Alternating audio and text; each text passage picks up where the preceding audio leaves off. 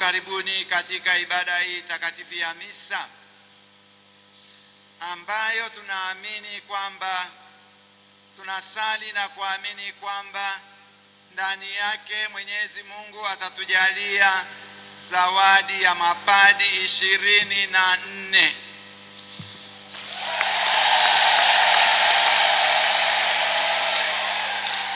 Musishangilie kwanza, bado hawajawa. Tunasali na kutamani iwe hivyo.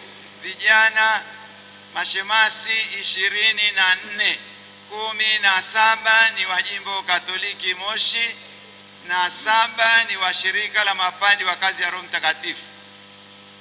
Tunawaombea Mwenyezi Mungu awaweke wakfu siku hii ya leo ili wawe wake. Wakishawekwa wakfu watakuwa ni wa Mungu kabisa kabisa, ni mali ya Mungu. Atawatumia kwa ajili ya utumishi wa watu wake, utumishi wa kimungu, wafanya watu wake wapate wokovu, waende mbinguni. Ndio kazi yao kubwa. Na wao hawa vijana tangu jana na huko kuanzia tangu kwenye malezi huko karibu miaka 15, lakini wiki hii wametudhihirishia tena. Jana wamefanya viapo hapa vikali, wakashika na Biblia takatifu, wakasema sisi tunaomba kuingia katika hiyo hali ya kuwa mapadi, kwani ile sio sadaka ambayo ni havivwe. Naona hata wanapoingia ni vijana wenye nguvu kabisa. Wako tayari, wamesema tuko tayari kujitoa sadaka hai, kafara hai, dhabihu hai kwa Mungu Mwenyezi, atutumie kwa utumishi wake kwa watu wake. Sadaka kubwa ambayo itamfurahisha Mungu sana. Vijana wadogo kama hawa wanajitoa nafsi, nataka kuwa kafara, wanataka kuwa dhabihu yenye harufu nzuri mbele ya Mungu Mwenyezi na kanisa lake takatifu. Wanataka kuwa sadaka. Sasa hawa vijana wetu wameapa, na leo mtawasikia wanaapa sana katika hizo sala za kuwaingiza kwenye hiyo hali mpya. Pamoja na hayo, wanabakia kuwa wanadamu.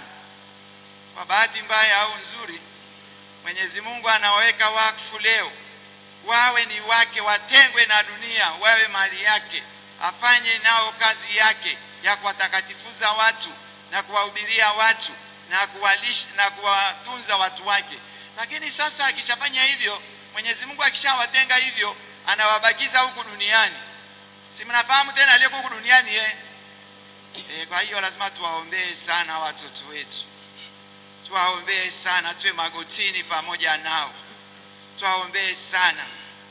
Mwenyezi Mungu Roho Mtakatifu awape ujasiri wa kuwa hiyo sadaka ya kweli, kafara ya kweli, dhabihu yenye harufu nzuri mbele ya Mungu na katika kanisa lake takatifu. Lazima tuwaombee sana, wawe alama ya Kristo katika ulimwengu huu kwa mambo ya ulimwengu. Yesu aonekane kutokana na vijana.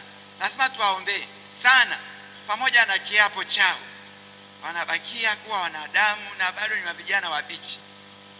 Tunawaombea vijana, na nyinyi mfunge buti, msirudi nyuma. Mmeamua kumchagua Yesu, mumchague kwa milele. Yani kuangalia tena mambo mengine huko, mtasikia kwenye sala za leo watasema ni kuabudu sanamu. Yani kama mnaangalia tena huko pembeni, ni kuabudu sanamu. Fikiria watoto wazuri kama nyinyi na mtakavyo meremeta huko altareni leo, mwe tena waabudu sanamu. What a shame. Tunawaombea isiwe hivyo kamwe. Mungae, mwe na harufu nzuri na mtapoteza. Kwenye sala za leo asubuhi tulikuwa tunasema, yani Israeli akiwa mwaminifu, Mwenyezi Mungu atamlisha kwa ngano bora. Na kwa nini?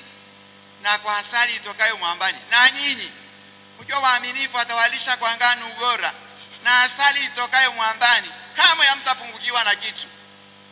Hiyo msifikiri kwamba Mungu anapungukiwa na chochote ambacho mtakipata kizuri zaidi huku duniani. Tunawaomba hii nzuri namna hii kwenye kanisa la leo, kanisa la Mungu, ilete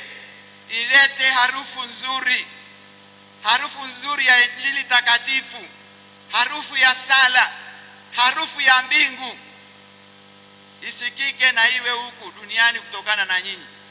Ndugu zangu, hatuna maneno ya kutosha kuambia. Wanaingia kwenye hali ya juu sana. Mwenyezi Mungu atawainua sana. Hatuna hata maneno ya kutosha kuambia, lakini nawaomba basi tushirikiane pamoja, tuwaombee hayo niliyowaomba, wasibadilike, wawe dhabihu yenye harufu nzuri, sadaka hai pamoja na kafara ya Mungu peke yake. Ndugu zangu, tukiwa hapo, karibuni sasa tukiri dhambi zetu ili tustahilishwe kwa